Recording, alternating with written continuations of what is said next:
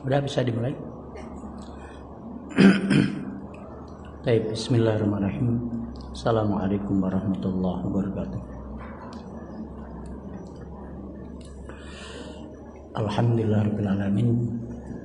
Wassalatu wassalamu ala asyrafil anbiya wal mursalin wa ala alihi wa sahbihi ajma'in. Asyhadu an la ilaha illallah wa asyhadu anna Muhammadan abduhu wa rasuluh. Wa ba'du. Baik para sekalian yang dirahmati Allah Ta'ala, kita lanjutkan pembahasan adab, ya, adab-adab utama seorang muslim dalam menuntut ilmu syar'i. Ya, ini bab kedua dari kitab Adab dan Akhlak Penuntut Ilmu yang ditulis oleh Ustadzuna Yazid bin Abdul Qadir Jawas. Adab yang pertama yang dulu adalah mengikhlaskan niat dalam menuntut ilmu, ya. Karena ilmu agama itu dicari harus berharap hanya kepada Allah Ta'ala, ya, nggak boleh berharap kepada keuntungan dunia. Yang kedua adalah membersihkan hati dari akhlak yang tercela, akhlak-akhlak yang buruk. Ini adab yang kedua. Seorang penuntut ilmu agama itu harus berusaha untuk selalu berakhlak baik. Semua yang buruk berusaha untuk ditinggalkan, ya. Adab yang ketiga adalah memohon ilmu yang bermanfaat. Selalu meminta kepada Allah ilmu yang bermanfaat. Allahumma inni as'aluka ilman nafi'an. Ya, ini selalu harus disampaikan, ya, oleh penuntut ilmu kepada Allah Ta'ala. Sekarang adab yang keempat yang kita bahas di kesempatan kali ini adalah bersungguh-sungguh dalam menuntut ilmu dan rindu untuk mendapatkan ilmu. Ya. Kesungguhan dalam ilmu itu adalah sebuah syarat untuk berhasil menjadi seorang penuntut ilmu. Untuk sukses itu dia harus berusaha menunjukkan kesungguhannya. Maka beliau Ustaz Yazid mengatakan pembaca yang budiman dalam menuntut ilmu syar'i diperlukan kesungguhan. Tidak layak para penuntut ilmu bermalas-malasan dalam mencarinya. Kita akan mendapatkan ilmu yang bermanfaat dengan izin Allah apabila kita bersungguh-sungguh dalam menuntutnya. Ya. Seorang penuntut ilmu harus selalu hadir di majelis ilmu dan berusaha agar datang lebih awal di majelis, tidak boleh terlambat. Masya Allah, ini yang terlambat tersinggung ini. Ya. Karena menuntut ilmu itu lebih penting daripada amal sunnah dan juga fardu kifayah. Nah, penuntut ilmu harus bersungguh-sungguh, sebab tanpa kesungguhan tidak akan memperoleh ilmu yang bermanfaat. Ya, kesungguhan menjadi syarat untuk sukses dalam menuntut ilmu. Imam Syafi'i yang wafat di tahun 204 Hijriah pernah mengatakan dalam syairnya, "Akhi, lan tanalal ilma illa bisittatin." Wahai saudaraku, kalian tidak akan sampai pada ilmu hingga kalian melakukan 6 perkara. Ya. Saumbika an tafsiliha bibayani. Aku akan sebutkan, aku akan kukabarkan kepadamu rinciannya dengan jelas. Zakaun wa hirsun wa istihadun wa bulghatun. Yang pertama adalah kecerdasan. Ya. Untuk sukses menuntut ilmu yang pertama adalah cerdas dulu, pinter. Yang kedua kemauan yang keras, khirsun. Ya. Wastihadun, bersungguh-sungguh. Ya. Wabulghatun, bekal, ada modal, beli buku, gitu ya. Beli bukunya, modal untuk mencari ilmu. Wasubatu ustadzin, bimbingan ustaz, arahan ustaz, ya. bersahabat dengan ustaz. Wa tulu zamanin, waktu yang lama. Untuk menjadi orang yang berhasil dalam menuntut ilmu butuh waktu yang lama, nggak bisa instan.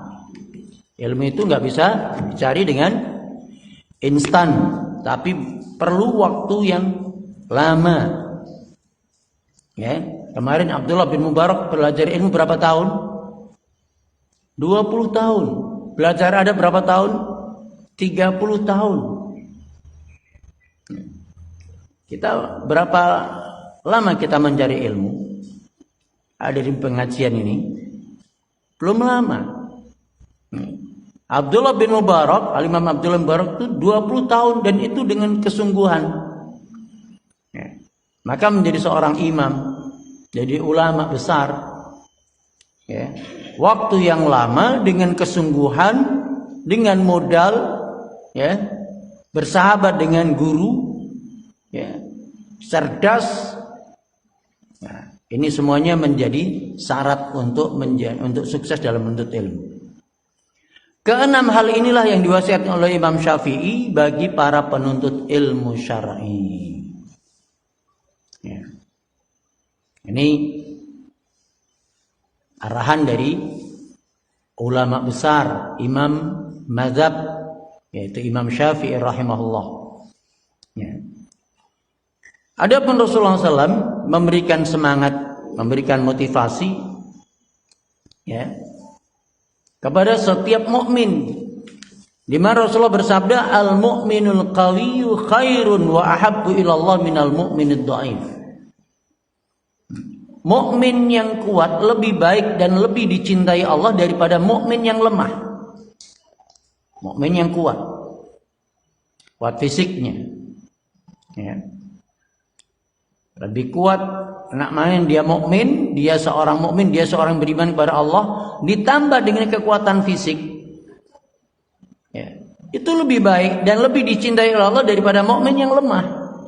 Imannya mungkin sama, tapi yang satu kuat satu lemah, Allah lebih mencintai yang kuat. Wa fi kulli khairun, dan setiap mukmin tadi semuanya ada kebaikan. Ya. Kemudian Rasulullah mengatakan, ihris ala ma yanfa'uka wasta'in billah wala ta'jaz. Bersungguh-sungguhlah untuk mendapatkan apa yang bermanfaat bagimu, ma yanfa'uka wasta'in billah, dan mintalah pertolongan pada Allah dalam segala urusanmu. Wala ta'jaz, dan jangan merasa lemah. Jangan lemah.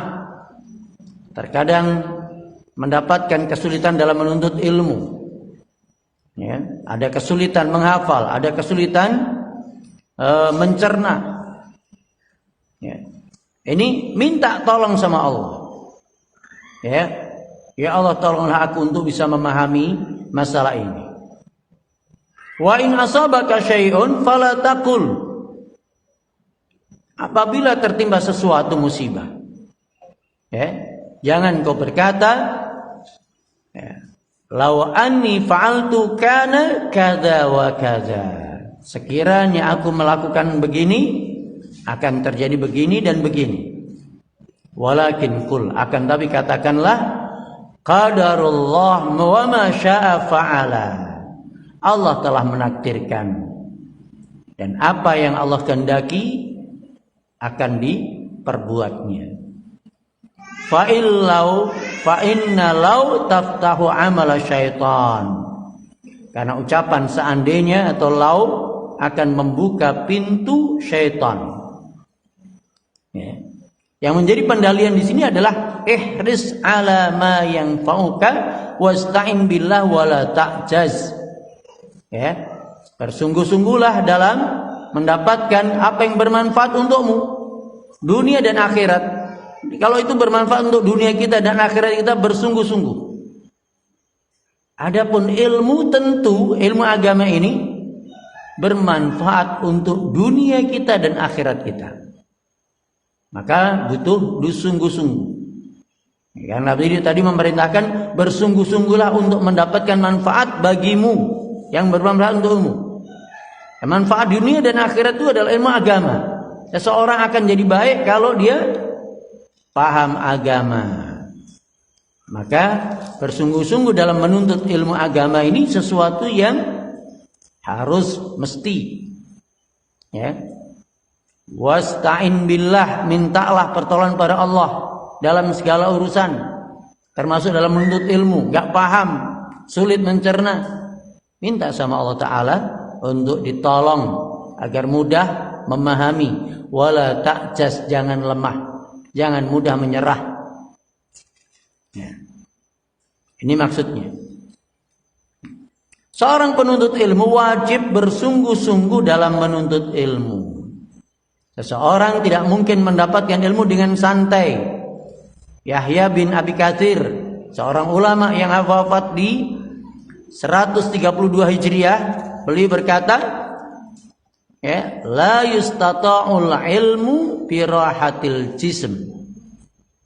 Ilmu tidak akan diperoleh dengan tubuh yang dimanja, santai. Tubuh yang selalu santai. Ya. Selalu apa, Bu? Rebahan. Ya, ini kaum rebahan. Nyantai terus ini. Ya. Ilmu nggak akan didapat dengan tubuh yang nyantai, yang dimanja. Maknanya terkadang kita butuh menahan ngantuk, menahan lapar untuk ilmu, untuk belajar. Ya. Kadang tubuh kita ini, untuk seorang yang memiliki cita-cita tinggi dalam masalah ilmu, tubuh ini terlalu lemah untuk memperturutkan cita-citanya tinggi, cita-cita tingginya. Ya, sampai tubuhnya kurang tidur, kurang istirahat, sakit-sakitan akhirnya. Banyak begadang malam untuk ilmu, bukan untuk HP. Begadang malam bukan untuk HP, bukan untuk main-main, bukan untuk nonton, tapi untuk ilmu. Ya, untuk membaca, meringkas, menghafal. Ya. Rasulullah bersabda, "Innamal ilmu bitta'allum." Ilmu itu didapat dengan belajar. Diperoleh dengan sungguh-sungguh belajar. Ini menunjukkan apa? Enggak ada ilmu laduni. Ilmu yang tiba-tiba pinter. Orang itu enggak belajar tiba-tiba pinter, enggak ada. Dia bertapa, kata orang Jawa itu ngelakoni, lelaku. Ya.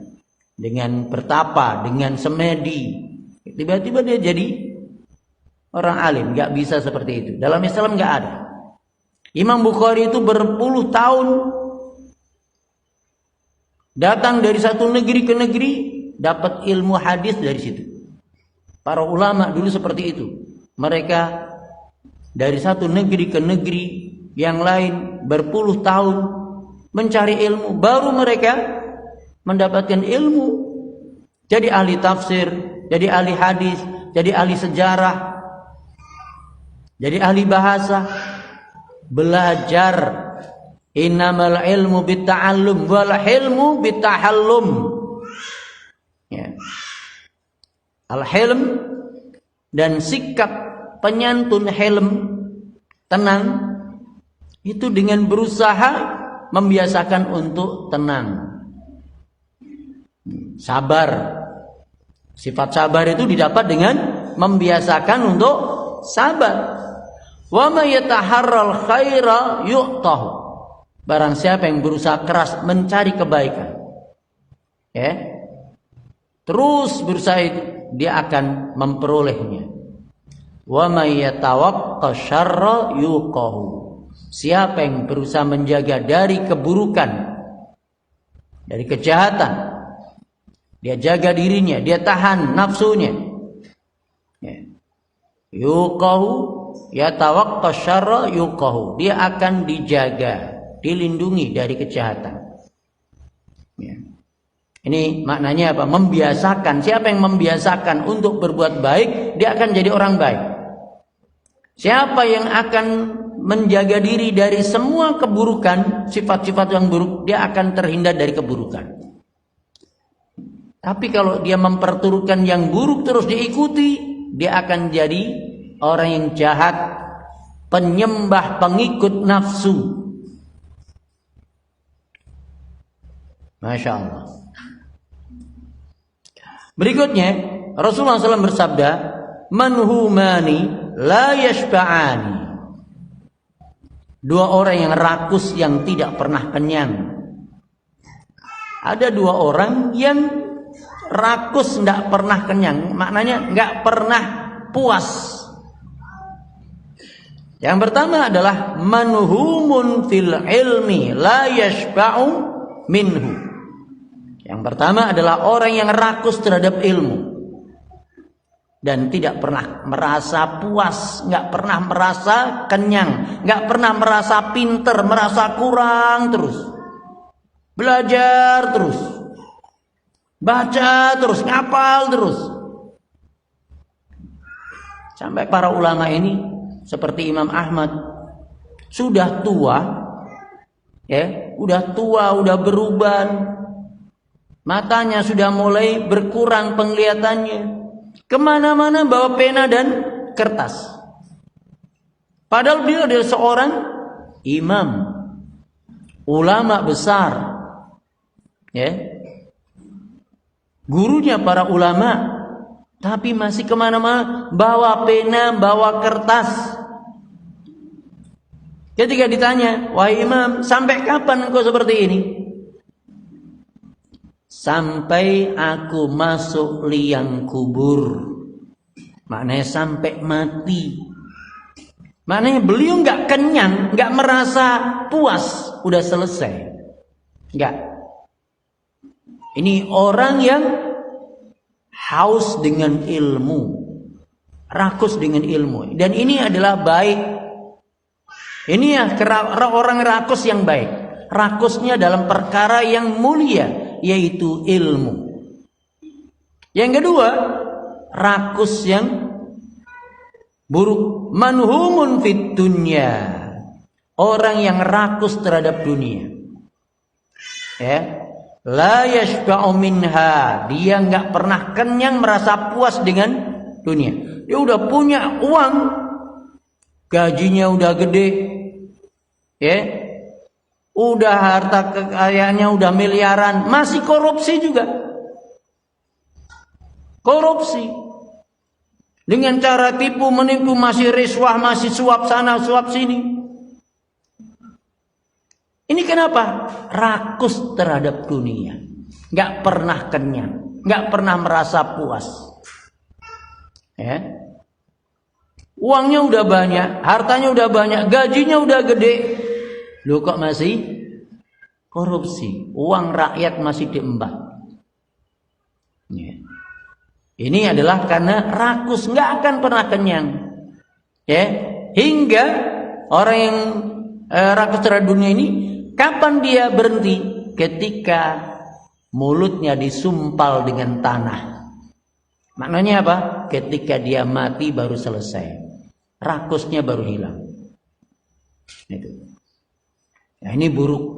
Kalau kita mau jadi orang yang rakus yang mulia, yang baik, yaitu rakus terhadap ilmu, nggak pernah merasa puas dengan ilmu yang didapat, belajar terus, baca terus.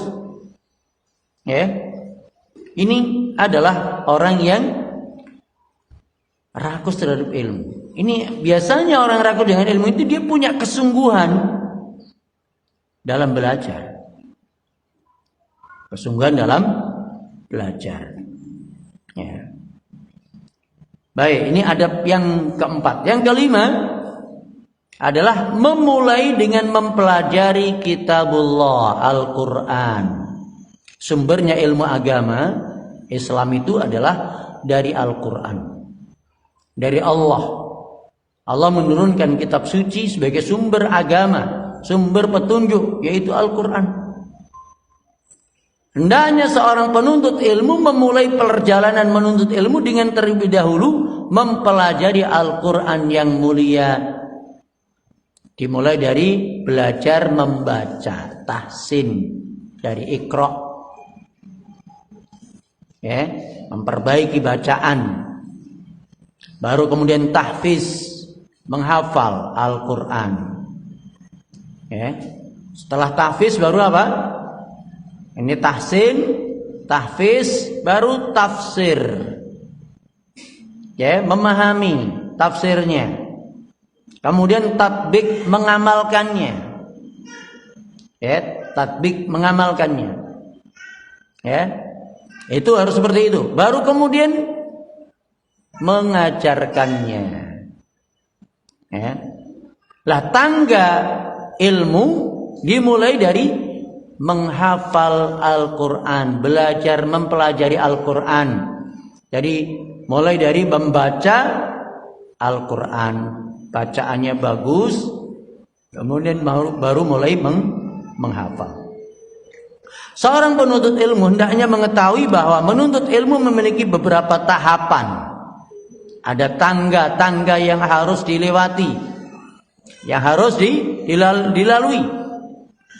Ia harus memulai dari yang paling penting, kemudian yang penting.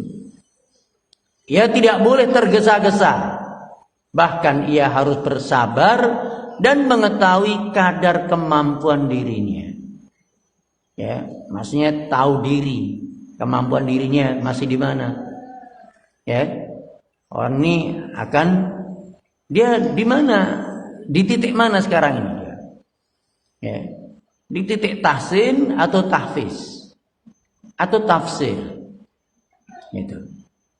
Para ulama tidak pernah melewati dan menyimpang dari tahapan menuntut ilmu. Karena bertahap dalam menuntut ilmu adalah jalan selamat untuk memperoleh ilmu. Ya, jalan selamat untuk memperoleh ilmu. Bertahap dalam menuntut ilmu ini berdasarkan firman Allah Ta'ala, wa Qur'anan faraqnahu litaqra'ahu 'alan nasi 'ala muksin wa nazzalnahu tanzila. Dan Al-Quran kami turunkan berangsur-angsur agar engkau Muhammad membacakannya kepada manusia perlahan-lahan. Dan kami menurunkannya secara bertahap. Dan juga firman Allah Ta'ala, wa qala alladziina kafaru laula nuzzila 'alaihil Qur'anu jumlatan wahidah. Orang kafir mengatakan, mengapa Al-Quran itu tidak diturunkan sekaligus? Satu mushaf, 30 juz. Ya. Kadzalika linutsabbita bihi fu'adak. Demikianlah agar kami memperteguh hatimu Muhammad dengan Al-Quran. Dan kami membacakannya secara tartil, berangsur-angsur, perlahan dan benar. Warattalnahu tartila. Kami membacakannya secara tartil. Tartil itu berangsur-angsur, perlahan. Banyak manusia yang tercegah dari tujuannya dalam menuntut ilmu karena meninggalkan usul, landasan, pokok. Usul itu adalah kaidah. Ya, kaidah dalam menuntut ilmu. Yang dimaksud usul adalah Al-Quran dan Sunnah Hadis. Ya. Seorang penuntut ilmu hendaklah memprioritaskan dirinya untuk menghafal Al-Quran, kemudian hadis-hadis Nabi. Kata kemudian ini berarti apa? Hafal Al-Quran dulu, baru nanti belajar atau menghafal hadis. Ya. Demikianlah yang dinasihatkan oleh para ulama salaf kepada orang yang hendak menimba ilmu dari mereka. Ya. Imam Abu Umar Yusuf bin Abdullah bin Muhammad Ibnu Abdul Bar, yang beliau dikenal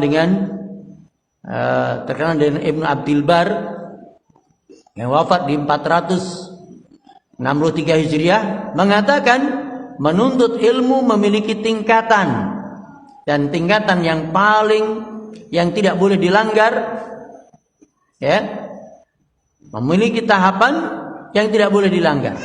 Siapa yang melanggarnya secara keseluruhan, maka ia telah melanggar jalan para ulama salaf, ya, ulama yang terdahulu. Siapa yang melanggar jalan mereka dengan sengaja, maka dia akan tersesat. Dan siapa yang melanggarnya lantaran ijtihadnya, maka dia telah tergelincir.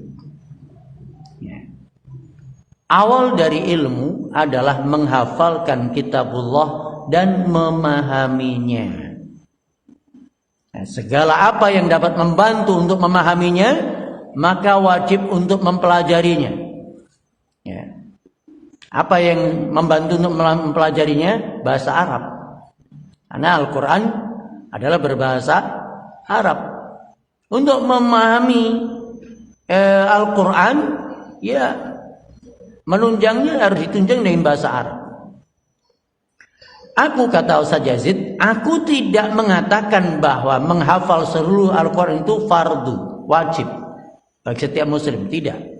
Tetapi aku katakan bahwa hal itu adalah wajib, ya, sunnah yang mendekati wajib dan keharusan bagi siapa? Bagi siapa saja yang ingin menjadi seorang alim. Ya, bukan fardu. Tapi kalau ingin jadi ulama, wajib hafal Quran. Ya, wajib hafal Quran dulu, menghafal Quran dulu. Berikutnya, Al-Quran adalah pokok dari ilmu, sumbernya ilmu. Al-Quran sumbernya ilmu itu dari Al-Quran. Semua cabang ilmu itu sudah dibacakan dalam Al-Quran. Apa saja? Semua cabang ilmu sudah dibicarakan dalam Al-Quran. Siapa yang menghafalkannya sebelum usia balik, dan ini sedikit sekali, ya, kemudian meluangkan waktunya untuk mempelajari apa yang dapat membantunya dalam memahaminya berupa bahasa Arab. Bahasa Arab itu membantu untuk memahami isi, ya, Al-Quran. Maka hal itu adalah penolong terbesar untuk mencapai tujuan dalam memahami Al-Quran dan sunnah-sunnah Rasulullah Sallallahu Alaihi Wasallam. Kemudian melihat kepada sunnah-sunnah yang ma'thur, yang diriwayatkan. Setelah menghafal Quran, menghafal hadis-hadis yang diriwayatkan, yang telah tetap dari Rasulullah SAW, sehingga dengannya seorang penuntut ilmu sampai kepada maksud Allah dalam kitabnya. Dan sunnah itu membukakan hukum-hukum Al-Quran baginya. Maknanya hadis-hadis tadi, hadis-hadis Rasulullah SAW yang dihafal itu akan menguatkan isi Al-Quran yang dia baca, yang dia hafal. Maknanya dia akan mendapatkan rinciannya dalam hadis-hadis Rasulullah. Karena Rasulullah SAW memerinci, menjelaskan Al-Quran di dalam hadis. Ya, dirinci dengan lisan beliau. Lisan beliau ini, ketika belum menjelaskan isi Al-Quran, siapa yang mendengar? Para sahabat mendengar. Para sahabat mendengar, kemudian hafal, ditulis, jadilah hadis. Maka keterangan Nabi, ya, keterangan Nabi, ya, penjelasan Nabi tentang agama itu adalah tafsirnya Al-Quran. Ya. Barang siapa mencari sunnah-sunnah Nabi, hendaklah ia prioritaskan pada hadis-hadis yang diriwayatkan oleh para imam yang thiqah. Thiqah itu yang terpercaya dan banyak hafalannya, yaitu para hufaz.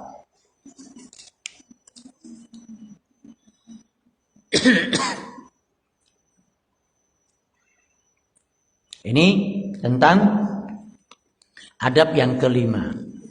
Adab yang keenam, menjauhkan diri dari dosa dan maksiat. Menjauhkan diri dari dosa dan maksiat. Apa bedanya dengan adab yang ketiga? Membersihkan hati dari akhlak yang buruk. Akhlak ini sifat watak. Sifat watak yang buruk. Yang masih ada iri, dengki, ya, sombong, ujub, dendam, rakus. Ini dibuang. Ini maksud adab nomor 2. Adapun adab nomor 6 ini adalah dosa dan maksiat. Ya. Semua dosa maksiat. Ya. seperti zina, ghibah, fitnah, namimah dan seterusnya. Ya. Hal ini merupakan sarana, ya, yaitu menjauhkan diri dari dosa dan maksiat, ya, dengan bertakwa kepada Allah, takut kepada Allah, merupakan sarana terbesar dalam memperoleh ilmu. Orang yang bertakwa, jauh dari maksiat, ini akan Allah mudahkan mempelajari ilmu. Wattaqullah wa yu'allimukumullah. Bertakwalah kepada Allah, maka Allah akan mengajarimu. Allah akan memberikan pengajaran kepadamu. Maknanya memudahkan kamu memahami ilmu. Wallahu bikulli syai'in alim, dan Allah Maha mengetahui segala sesuatu. Jadi takwa, jauh dari dosa dan maksiat, ini sarana terbesar seseorang mudah memahami ilmu. Karena ilmu itu adalah milik Allah. Allah yang punya semuanya. Dan Allah akan ajarkan, mudahkan untuk dipelajari, dipahami orang yang bertakwa. Hatinya bersih, jauh dari dosa, jauh dari maksiat. Ya, juga firman Allah Ta'ala, ya ayyuhalladzina amanu in tattaqullaha yaj'al lakum furqana wa yukaffir ankum sayyi'atikum wa yaghfir lakum. Hai orang-orang yang beriman, in tattaqullah, jika kalian bertakwa kepada Allah, yaj'al lakum furqana, Allah akan memberikan kamu al-furqan. Apa al-furqan? Pembeda. Pembeda yang baik dan yang buruk. Ya. Yang lurus dan yang bengkok. Ini berarti ilmu. Furqan di sini adalah ilmu. Allah akan memberikan kepadamu ilmu. Furqan ini adalah ilmu. Wa yukaffir ankum sayyi'atikum, dan Allah akan mengampuni, menghapuskan kesalahan. Wa yaghfir lakum, dan mengampunimu. Wallahu dzul fadlil azim, dan Allah memiliki karunia yang besar. Surat Al-Anfal ayat 29. Maksud Al-Furqan pada ayat di atas adalah petunjuk yang dapat membedakan antara yang hak dan yang batil. Yang hak dan batil. Batil itu sesat. Ayat ini menjelaskan bahwa orang yang bertakwa kepada Allah, maka Allah akan memberikannya ilmu. Dengannya ia dapat membedakan antara yang hak dan yang batil. Karena itulah Abdullah bin Mas'ud, ini sahabat Nabi, beliau wafat di tahun 32 Hijriah. 32 tahun setelah Rasulullah hijrah. Mengatakan, sungguh aku mengetahui bahwa seseorang lupa terhadap ilmu yang pernah diketahuinya, yang pernah dipelajarinya. Dia lupa karena sebab dosa yang dilakukannya. Jadi gampang lupa itu karena banyak dosa. Itu kesimpulan dari Abdullah bin Mas'ud. Ya. Banyak dosa akhirnya banyak lupa. Allah lupakan. Kosongkan otaknya dari ilmu. Dilupakan. Ya. Ini salah satu hukuman dari Allah Ta'ala untuk orang yang suka berbuat dosa dan maksiat.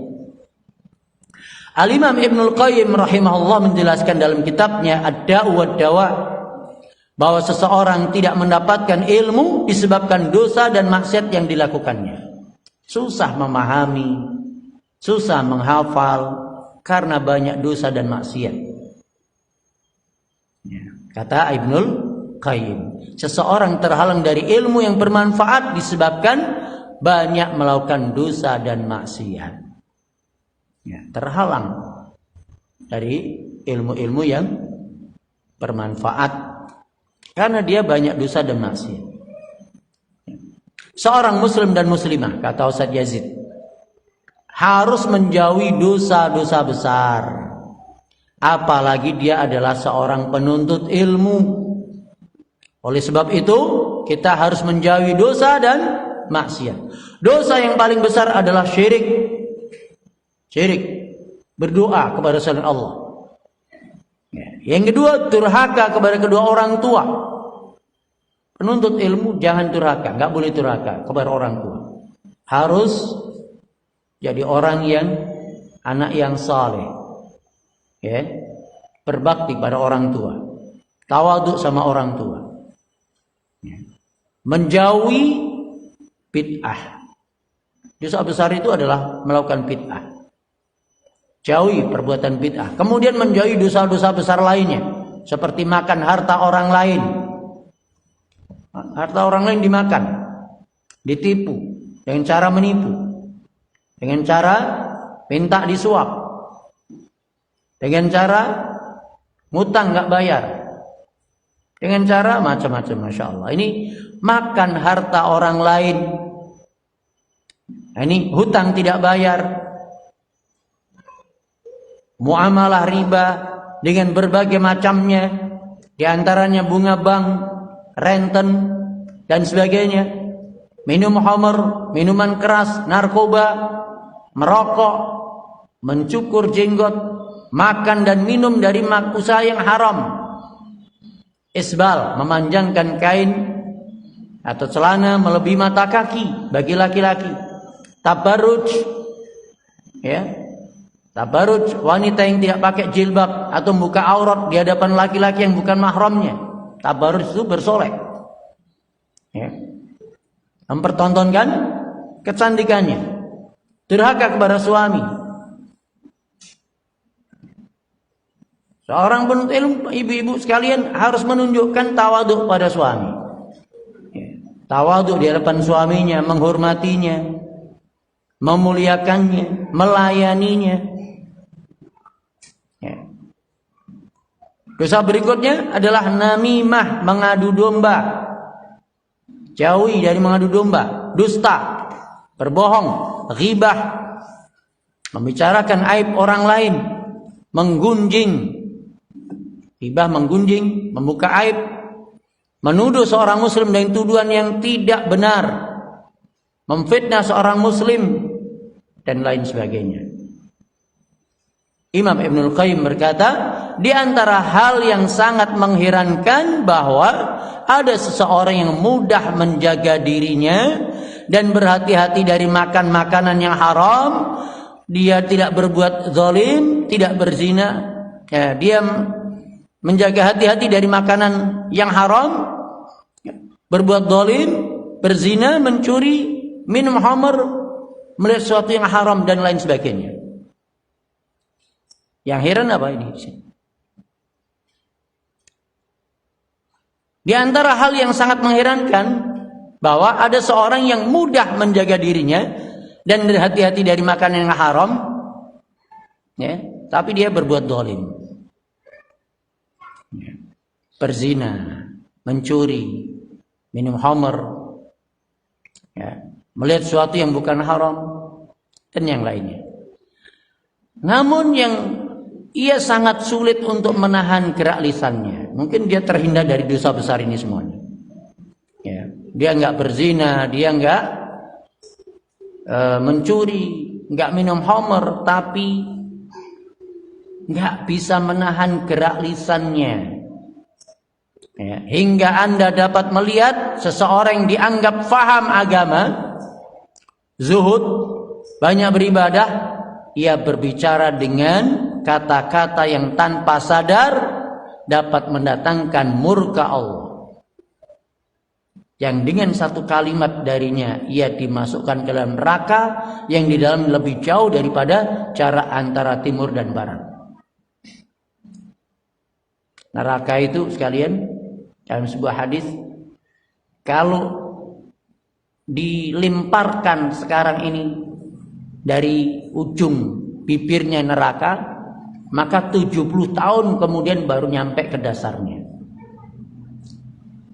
70 tahun, ya, baru nyampe ke dasar neraka. Itu dalamnya neraka. Gitu. Jadi ada orang-orang yang terjaga dari perbuatan dosa-dosa besar, tapi mulutnya, lisannya, ya, terkadang tidak terkendali. Ini biasanya di mulut di sini, lisan di sini bisa digantikan dengan dalam komen di medsos, status. Ya. Bahasanya bahasa yang buruk, ya. Namimah, suka mengadu domba gitu. Apa yang dikatakan oleh Al-Imam Ibnu Qayyim ini selaras dengan apa yang disabdakan oleh Rasulullah sallallahu alaihi wasallam. Innal 'abda la yatakallamu bil kalimah ma yatabayyanu ma fiha yahwi biha finnar ab'ada ma bainal masyriq wal maghrib.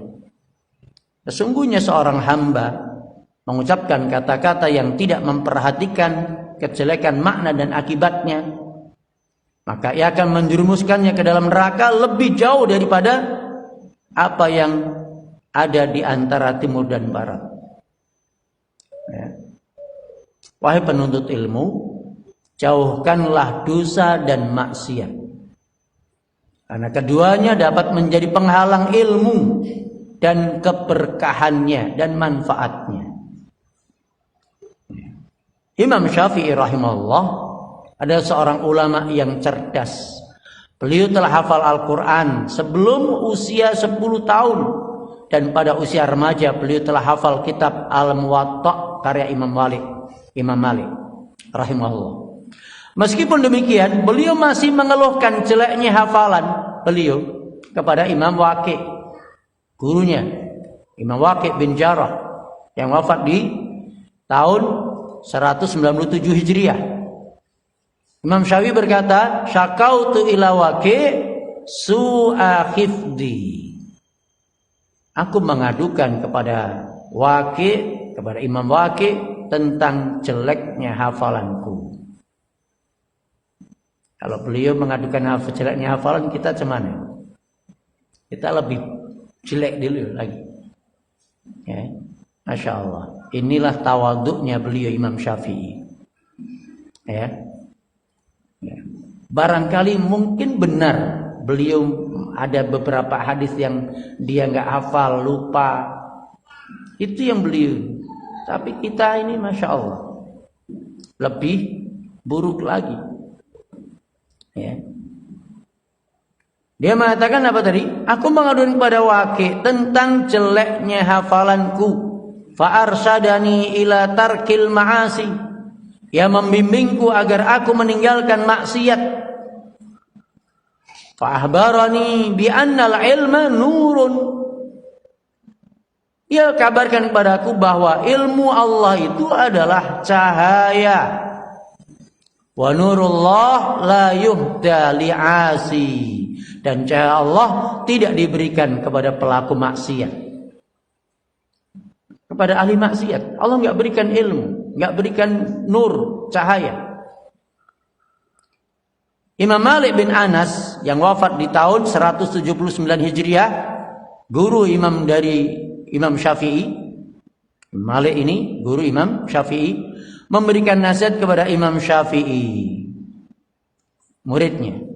Sesungguhnya aku melihat bahwa Allah telah memberikan cahaya kepada hatimu. Ya, maknanya melihat kecerdasan Syafi'i, ya, yang masih anak-anak, begitu cerdasnya, maka beliau mengatakan, sungguhnya Allah telah memberikan cahaya pada hatimu. Maka janganlah engkau padamkan cahaya itu dengan gelapnya maksiat. Kalau banyak maksiat nanti cahaya hati itu akan hilang. Perhatikan, sesungguhnya dosa dan maksiat dapat menghalangi ilmu yang bermanfaat. Bahkan dapat mematikan hati, merusak kehidupan dan mendatangkan siksa Allah. Jika ada di antara kita yang telah berbuat dosa dan maksiat, hendaklah segera bertaubat kepada Allah, karena semua makhluk diperintahkan untuk bertaubat. Hingga para nabi dan rasul pun selalu bertaubat kepada Allah.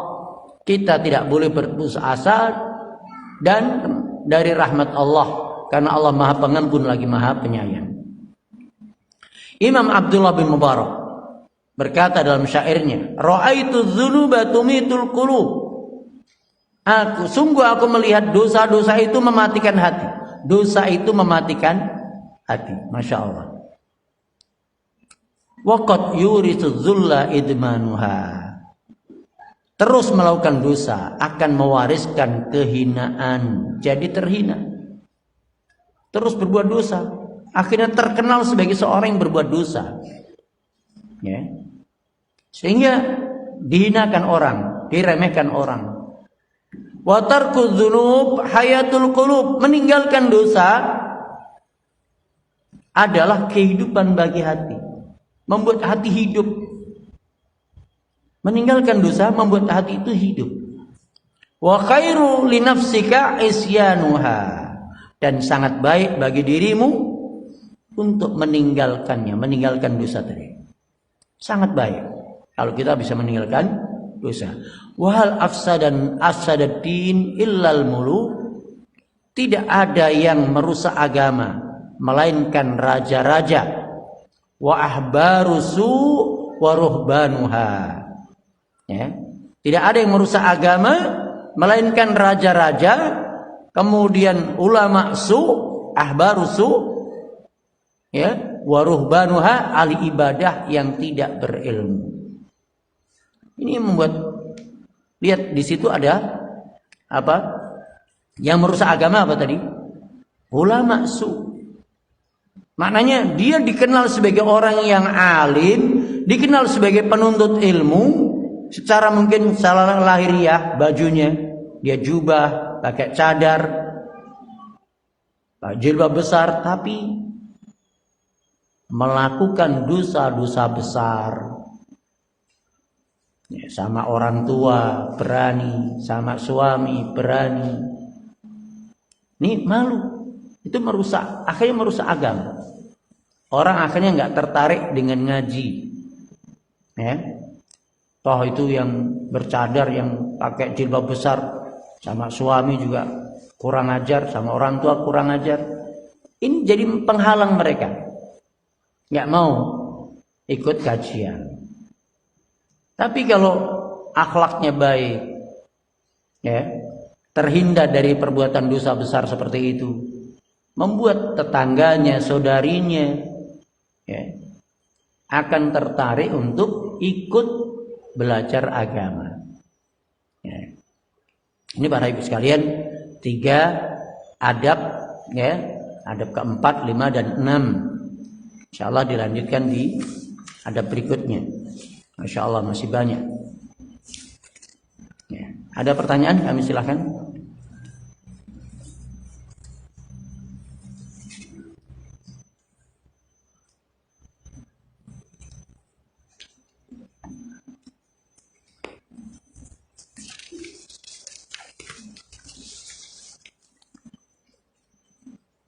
Assalamualaikum Ustaz, mohon nasihatnya untuk anak-anak yang merasa dipaksa untuk mondok dan menghafal Al-Quran.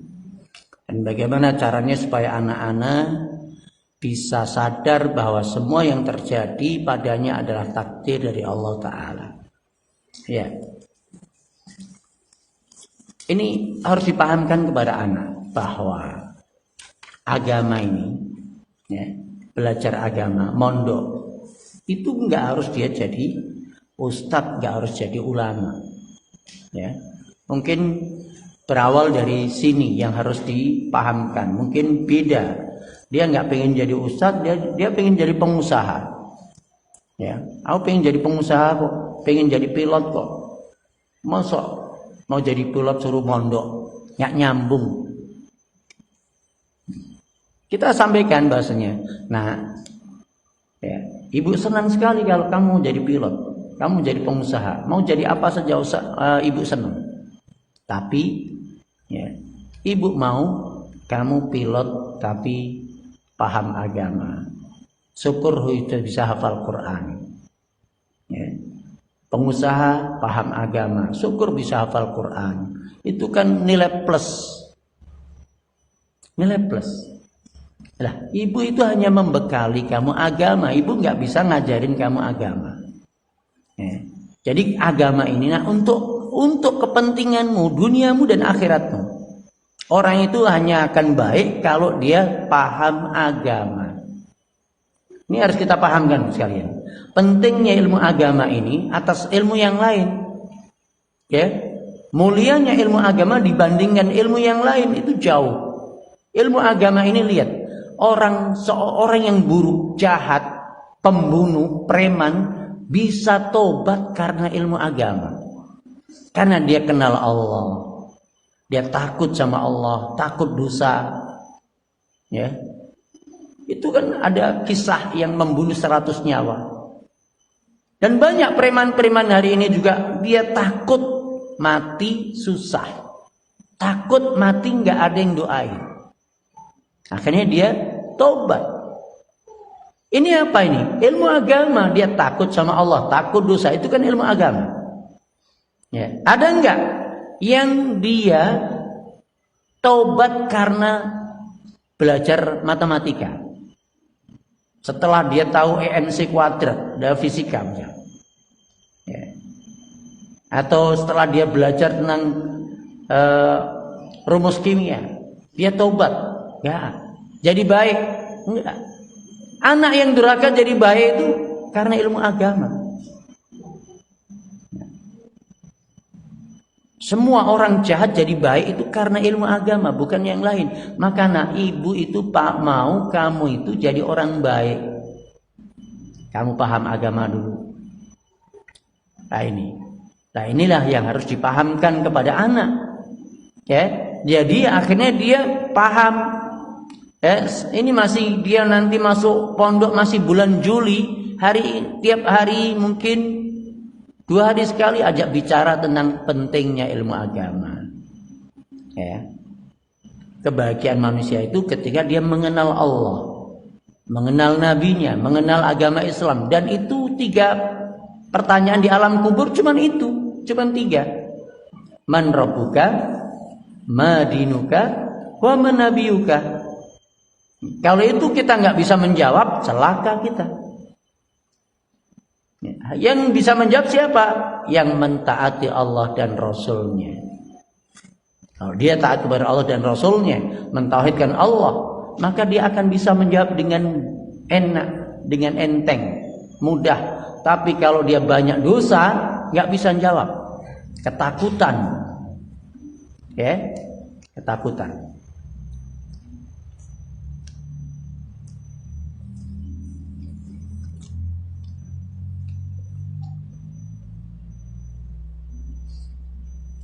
Baik, pertanyaan berikutnya.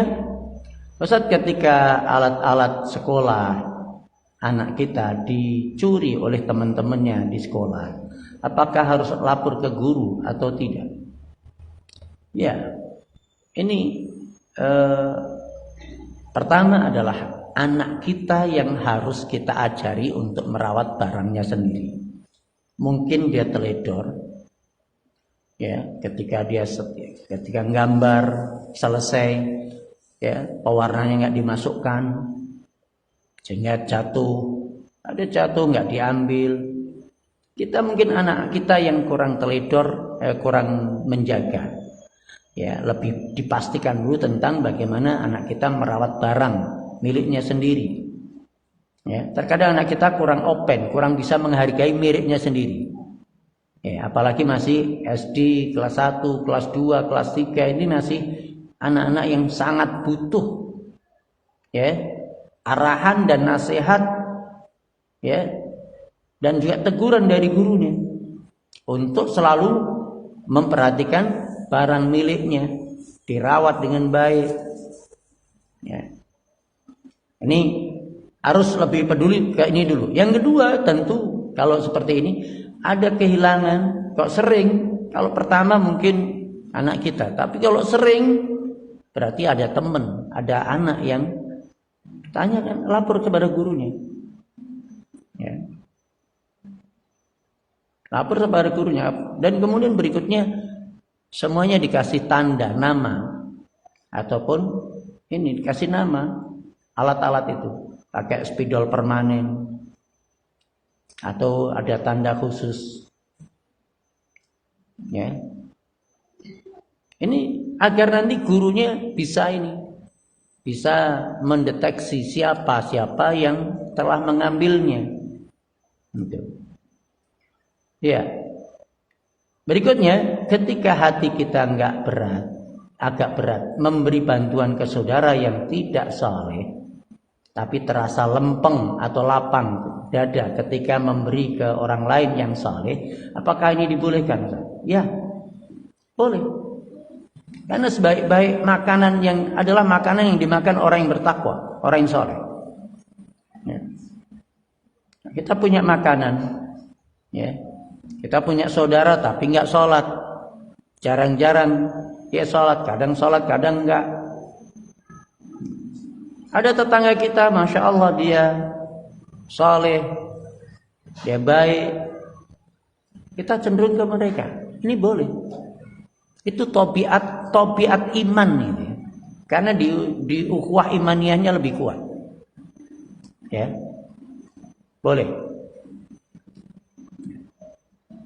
Yang berikutnya, ketika kita mendapatkan suatu ilmu, tapi ilmu itu tidak kita bagi kepada teman-teman yang beda pemahaman. Ya, apakah berdosa, Ustaz? Karena dengan pertimbangan ilmu yang akan kita bagi itu ilmu yang tidak mereka yakini. Ya, kalau ini terkait sama ilmu yang mereka harus paham juga. Ya. Tentang masalah mungkin Allah berada di Arsy. Ini harus bagi. Mereka mengatakan ini di mana-mana. Ini masalah akidah. Ya. Yang ini sepakat para ulama, para sahabat dulu. Allah itu ada satu dan dia di atas Arsy. Arsy itu di atas langit yang ketujuh. Di tempat yang paling tinggi Allah itu, gitu ya. Yang paling tinggi. Makanya dikatakan subhana rabbiyal a'la wa bihamdi. Maha suci Tuhanku yang maha tinggi dan maha terpuji. Maha tinggi itu maknanya paling tinggi. Tempatnya paling tinggi. Nah ini diskusikan. Sampaikan. Kalau kita bisa menjelaskan, sampaikan. Tapi kalau tidak, baru sebatas untuk dirinya sendiri, ya sudah, untuk diri sendiri, nggak usah menyampaikan dulu. Nggak ada kewajiban kita menyampaikan kepada orang lain kalau kita nggak bisa menjelaskan. Nggak ada kewajiban. Kewajiban itu adalah untuk orang yang bisa menjelaskan. Kalau bisa menjelaskan, ya, bukan sekedar menyampaikan ayat dan hadis, bisa menjelaskan apa maksudnya. Ya, ini menyampaikan. Tapi kalau nggak bisa menyampaikan, ya sudah diam untuk diri sendiri. Itu ya. Tapi kalau tadi ilmu itu hukumnya wajib bagi setiap muslim dia memahami, misalnya tadi mengenal Allah. Ya, tentang sifat Allah juga. Sifat Allah itu bukannya 20, tapi semua sifat yang ada dalam Al-Qur'an dan disebutkan dalam hadis yang sahih wajib untuk diimani. Bukan hanya terbatas pada 20. Itu yang harus diyakini. Itu adalah kaidah Ahlussunnah wal Jamaah. Itu harus sampaikan. Itu. Bagaimana menyikapi suami yang tidak mengizinkan istrinya menuntut ilmu, terutama ilmu sunnah. Di sini tentu para sekalian,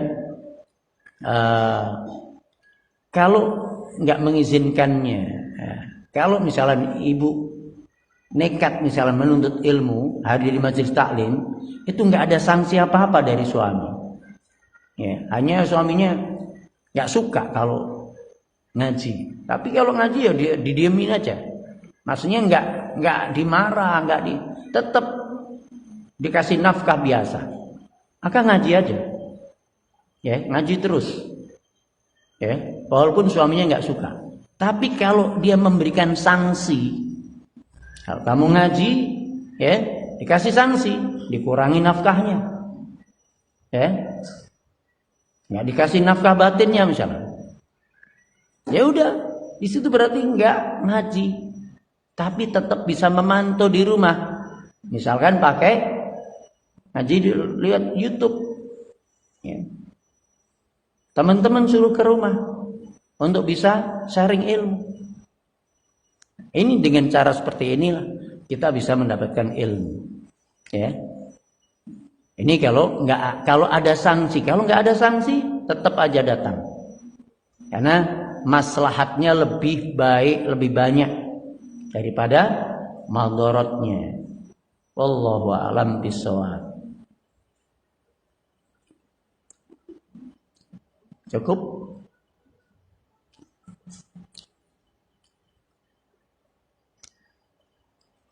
Baik. Kalau nggak ada lagi kita tutup majelis. Subhanakallahumma wa bihamdika asyhadu an la ilaha illa anta astaghfiruka wa atubu ilaik. Assalamualaikum warahmatullahi wabarakatuh.